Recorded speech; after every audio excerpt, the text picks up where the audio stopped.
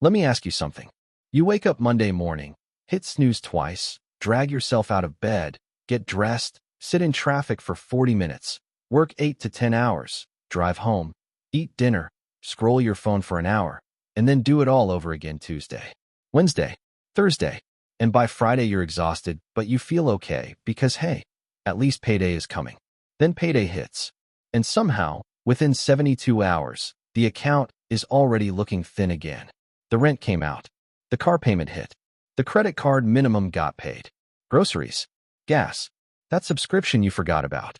And now you're sitting there doing the math in your head, wondering how you worked 40+ hours this week and still feel like you're barely treading water. If that hits close to home, I need you to understand something. You are not lazy. You are not bad with money. And you are definitely not alone. According to a 2023 report from Lending Club, 61% of Americans are living paycheck to paycheck. That includes people making six figures. That includes people who did everything right, went to college, got the degree, landed the good job, still broke, still stressed, still one bad month away from financial panic. And here's where it gets really strange. The United States is the most productive economy on the planet. American workers produce more output per hour worked than almost any other developed nation. The U.S. GDP per capita sits at over $80,000, one of the highest in the world. American companies post record profits year after year. And yet the average American worker feels poorer today than their parents did a generation ago. How does that make any sense? That right there is what economists call the productivity paradox. The country is generating more wealth than ever before in human history, and the people actually doing the work are struggling to make rent. So today, we're going to break down exactly where the money is going, why working harder is literally the wrong answer, and what you actually have to do instead. Let's start with the work side of this equation, because Americans don't just work hard. They work more than almost anyone in the developed world. The average American works 1,811 hours per year according to OECD data. Compare that to Germany, where workers average around 1,340 hours per year. That's nearly 500 hours less. Almost an entire additional quarter of a year that Americans spend working compared to their German counterparts. And Germans still manage to have a high standard of living, strong savings rates, and longer life expectancy. Meanwhile, the U.S. has 33 million people without health insurance and a retirement savings crisis that economists describe as catastrophic. So the work ethic isn't the problem. Americans are not sitting around. Americans are grinding. The problem is what happens to the output of all that grinding. Think of it like a leaky bucket. Every week, your paycheck fills that bucket up. But the bucket has holes in it, some small, some enormous. And by the time you try to drink from it, there's almost nothing left. And most people's response to a leaky bucket is to just pour water faster, work more hours, get a second job, pick up overtime. They're focused entirely on the input, when the real problem is the drain. Let's talk about the biggest drains, because this is where it gets mathematical and real. The first and most brutal drain is housing. According to the Harvard Joint Center for Housing Studies, over 50% of American renters are now considered cost-burdened, meaning they spend more than 30% of their income on rent. And in major cities, it's dramatically worse. In cities like New York, Los Angeles, and Miami, median rent for a one-bedroom apartment exceeds $2,500 per month. If you're earning the median American household income of about $74,580 per year, that's roughly $6,200 per month before taxes. After federal income tax, state tax, and FICA, you're probably taking home around $4,500 to $4,800. And you're paying $2,500 just for the roof over your head. That's over half your take-home pay gone before you've bought a single meal. This wasn't always the case. In 1985, the median rent-to-income ratio was significantly lower. Housing costs have outpaced wage growth by a massive margin over the past 4 decades. And this single factor alone explains an enormous portion of why people feel so financially suffocated despite working constantly. But housing is just one hole in the bucket. The second massive drain is healthcare. The U.S. spends more on healthcare per capita than any other country in the world, over $12,500 per person per year, according to the Kaiser Family Foundation. And increasingly, that cost is being shifted onto workers. The average employer-sponsored family health plan now costs over $23,000 per year in total premiums, with employees typically covering around $6,500 of that themselves, just in premiums alone, before a single doctor's visit, before any deductible, before any copay. A 2022 survey by Bankrate found that 40% of Americans said a $1,000 unexpected medical bill would force them to borrow money or go into debt. One single medical event can unravel years of financial progress. And then there's transportation, which is the third drain. The American system is largely built around car dependency. Unlike most European cities where public transit is robust and walking is a realistic option, the average American essentially needs a car to function. According to AAA, the average cost of owning and operating a new vehicle in 2023 was $12,182 per year. That's over $1,000 a month. Payment, insurance, gas, maintenance, parking. And most Americans don't have one car. Households frequently have two. That's potentially $24,000 a year just to have the privilege of getting to the job that pays for the car. Now layer on top of that the student loan crisis. The Federal Reserve reports that Americans collectively hold $1.77 trillion in student loan debt. The average monthly payment for a student loan borrower is around $503 per month. So if you're a typical American adult in your 20s or 30s, you've got high rent, high healthcare costs, a car payment, and a student loan bill. And all of this is accumulating before you've bought groceries, paid utilities, or put a single dollar into savings. Let's actually do this math together, because I want you to feel the weight of it. Take someone earning the median household income, $74,580 per year. After taxes, let's say they take home about $56,000, which is roughly $4,667 per month. Rent is $1,800, and that's on the lower end for most markets right now. Car payment and insurance runs $700. Student loan is $400. Health insurance premium out of pocket is $300. Groceries for a household, call it $600. Utilities, phone, internet, another $300. That's already $4,100 out of $4,667. And we haven't touched gas, clothing, childcare, any kind of entertainment, or any emergency fund. The margin is nearly zero. And in many cases, it's negative, which is why 190 million Americans are currently carrying credit card balances according to the Federal Reserve Bank of New York. This is not a discipline problem. This is a structural problem. These aren't people buying designer handbags instead of saving for retirement. These are people with their backs against the wall by the basic cost of existing in America. But here's where the story takes a darker and more important turn, because there's something else happening that most people never stop to think about. All of that productivity, all of those hours worked, all of that economic output, where is it going? Because somebody is getting it. Wealth doesn't disappear. It just moves. Between 1978 and 2022, CEO compensation at major American companies grew by 1,460%. Worker compensation over the same period grew by 18.1%. According to the Economic Policy Institute, in 1965, the average CEO made about 21 times what the typical worker made. By 2022, that ratio had ballooned to 344 to 1. Think about that. For every $1 a worker earns, the person running the company earns 344. And who funded that gap? The workers did, through productivity gains that went upward instead of outward. Here's a metaphor that makes this click. Imagine you're on a rowing team.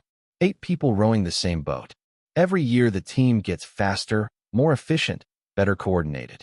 The boat wins races and generates prize money. But the prize money isn't divided among the rowers. It goes to the guy steering from the back. And every year, the rowers are asked to row harder, train more, take fewer breaks, because the boat needs to win more races. And every year they do it, hoping eventually they'll get a bigger share. But the share never comes. So they row harder and harder and go home tired and broke while the guy at the back buys a yacht. That is the American economy in a metaphor. Now, I want to be clear. This is not about being angry or political. Anger doesn't pay your rent. Understanding the mechanics does. Because once you understand how the system actually works, you can stop playing by rules that were never designed for you to win and start building wealth on a different track entirely. So here is the most important mindset shift you need to make, and this is the core of everything. Working harder inside a system that extracts value from your labor is not a path to wealth. Owning assets that generate value while you sleep, that is. Let's look at two fictional people. Call them Marcus and Diana. They both earn $60,000 per year. Same income, same starting point. Marcus is a grinder. He works overtime every chance he gets. He picks up extra shifts. He's the first in and the last out. By the end of the year, he's worked maybe 2,400 hours. He's earned his $60K and a bit of extra. But his lifestyle has crept up with his effort. He's eating out more because he's exhausted. He treats himself because he deserves it. He saves maybe $2,000 at the end of the year and feels good about it. Diana earns the same $60,000. She doesn't work overtime. Instead, she is obsessive about one thing: owning a piece of the machine, not just running it. She lives on 80% of her income and invests 20%. That's $12,000 a year in a diversified index fund tracking the S&P 500. The S&P 500 has returned an average of roughly 10% per year over the last 50 years. At that rate, her $12,000 annual investment becomes over $1.97 million in 30 years. She has become a millionaire not by working more, but by owning more. Marcus, after 30 years of grinding, has worked roughly 20,000 more hours than Diana, and he's worth a fraction of what she is. This is compound interest. Einstein allegedly called it the eighth wonder of the world. Whether he actually said it or not, the math backs it up completely. Money that is invested and left alone grows exponentially, not linearly. Linear is how wages work. You trade time for money. Exponential is how wealth works. Your money makes money, and that money makes more money, and you're not trading any time at all. The average American understands this concept vaguely. Most people have heard of a 401k. Most people have heard of index funds. But according to Vanguard's 2023 How America Saves report, the median 401k balance for Americans aged 35 to 44 is just $28,318. For 45 to 54-year-olds, people who are a decade and a half from retirement, the median is $48,301. That is catastrophically low. That is not even close to what's needed to sustain any reasonable quality of life in retirement. So what's going wrong? Why do people understand compound interest in theory, but fail to use it in practice? 3 reasons. First, the margin is too thin. As we just established, when the math of basic living costs leaves almost nothing at the end of the month, there's nothing to invest. This is the cruel irony of poverty. It costs a lot to be poor. When you have no buffer, every unexpected expense becomes a crisis. And every crisis kills your investment habit for that month. Second, the system doesn't teach this. Financial literacy is not required in most American schools. People graduate knowing how to analyze Shakespeare, but not how to read a brokerage statement or understand what an expense ratio is. This is not an accident. An economically literate population would make different decisions. They'd negotiate differently, spend differently, and vote differently. Third, and this one is psychological, and it's brutal. Consumerism is engineered to consume your surplus. Every dollar you don't spend is a dollar that's not going to someone else's bottom line. So you are surrounded, every single moment of your waking life, by systems specifically designed to extract money from you. Algorithms that know your emotional triggers. Financing options that make a $50,000 truck feel like $600 a month. Buy now, pay later for a $40 t-shirt. One-click purchasing with no friction between the impulse and the transaction. You are fighting against billions of dollars of behavioral science every time you try to save money. This is not about willpower. You cannot willpower your way past a system designed by the smartest engineers and psychologists in the world. You have to build structure. And here's what that structure actually looks like in practice. The most powerful thing you can do, not someday, not when you make more money, right now, is automate your investments before you can spend. The moment your paycheck hits, before your rent is paid, before your phone bill, before groceries, a fixed amount moves automatically into an investment account. You never see it. You never touch it. You learn to live on what's left. This is called paying yourself first, and it is the single most powerful personal finance habit that every credible financial educator agrees on. Even if that number is small to start with, $50 a month, $100 a month, you are building the habit, You are accumulating the asset, and you are letting compound interest begin doing its work. Because here's the thing about compound interest that people miss. It's not just that time helps. It's that starting earlier is worth more than contributing more later. If you invest $100 per month starting at 25, with a 10% annual return, you'll have over $637,000 by age 65. If you wait until 35 to start and invest the same $100 a month, you'll have roughly $226,000 at 65. Starting 10 years earlier is worth over $400,000. That is the cost of waiting. Next, you need to attack the interest rate drain. If you're carrying credit card debt, you need to understand that you are losing this game catastrophically. The average credit card APR in the US as of 2024 has climbed past 21%. If you have $5,000 in credit card debt at 21%, and you're making minimum payments, typically around 2% of the balance, it will take you over 25 years to pay that off, and you will have paid nearly $8,000 in interest alone. That debt is a concrete anchor. Getting rid of it is the guaranteed 21% return. Nothing in the stock market can reliably do that. Paying off high-interest debt is the highest priority investment you can make. Third, you have to stop upgrading your lifestyle every time your income increases. Economists call this lifestyle inflation, and it is the silent killer of wealth building. Most people, when they get a raise, spend the raise. New car, bigger apartment, better phone, new subscriptions. Their income goes up and their savings stay exactly the same. The wealthy do the opposite. When income goes up, they increase the investment rate and keep the lifestyle stable, at least until assets are generating passive income. Fourth, and I want to go here because most finance content skips it, you need to start thinking about income streams, plural. The single most dangerous financial position in the modern economy is having one income source. If that source disappears, if you're laid off, if the company downsizes, if your industry gets disrupted by AI, you're in immediate crisis. Whether it's a side hustle, freelance work, a small online business, dividend income from investments, or rental income, every additional stream of income is a layer of financial armor. You don't have to build all of these at once. You just have to start thinking in that direction.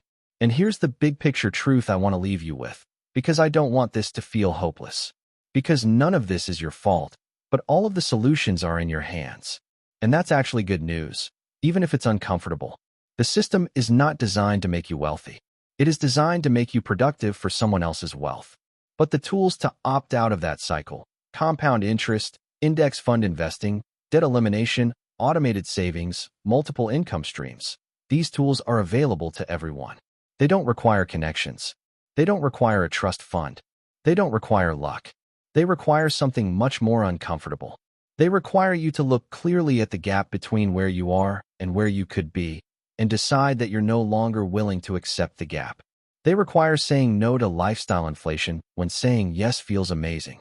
They require automating a savings transfer the month you decide to start, not next month, not after the holidays, not when things settle down, because things don't settle down. Life doesn't give you a clean runway. You launch in the mess. The 61% of Americans living paycheck to paycheck are not there because they failed. They're there because nobody showed them the map. And now you have the map. You know that productivity and wages have been decoupled for 40 years. You know that housing, healthcare, and transportation are the structural forces draining the bucket.